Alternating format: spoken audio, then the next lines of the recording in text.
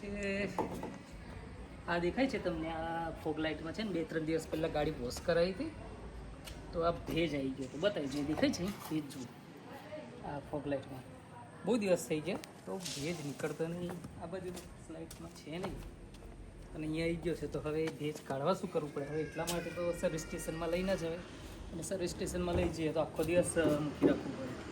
તો વિચાર્યું કે ચલો હવે જાતે આપણે એને ફોગ કાઢવું હોય તો કંઈ બહુ ખાસ સર્વિસ સ્ટેશન પર બી જવાની જરૂર નહીં પડતી, તો એને ઘરે જ કરી શકાય. એના માટે બી સિમ્પલ છે.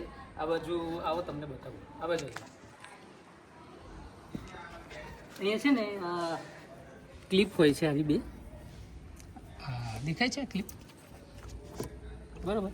આ ક્લિપને ખોલવા માટે બી કંઈ બહુ પાના બાનાની જે જરૂર નહીં પડતી, આવી નાની ચમચી વમચી હોય તે પણ લેવાનું, અહીંયા વચ્ચે નાખવાનું, ઘુસાડવાનું, થોડુંક જોર કરીને એમ બહાર ખેંચવાનું એટલે થોડીક બહાર આવી જાય આટલી.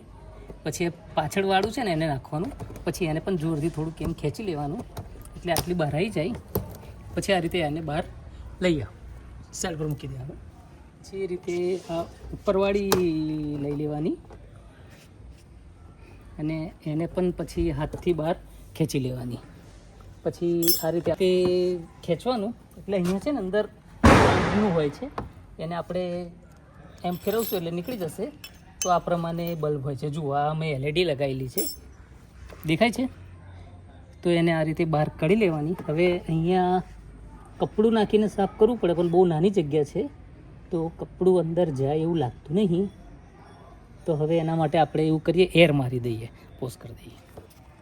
આ રીતે એક કપડાની મદદથી જે પેલું આપેલું હોય એમાં જો ઘરે બ્લોવર હોય તો બ્લોવરથી એર મારી દેવાની, નહીંતર આ રીતે કપડું આ રીતે નાખવાનું અંદર એટલે પેલી બાજુ અંદર આવી જાય એટલે એનાથી જે ભેજ હોય તે સાફ થઈ જાય. તો કરી દેવાનું એનાથી, કંઈ બહુ ઇઝી છે. એના માટે સર્વિસ સ્ટેશનમાં પણ જવાની બહુ ખાસ જરૂર પડતી નથી. બસ આ રીતે બ્લોવરથી પણ આપણે કરી શકીએ છીએ.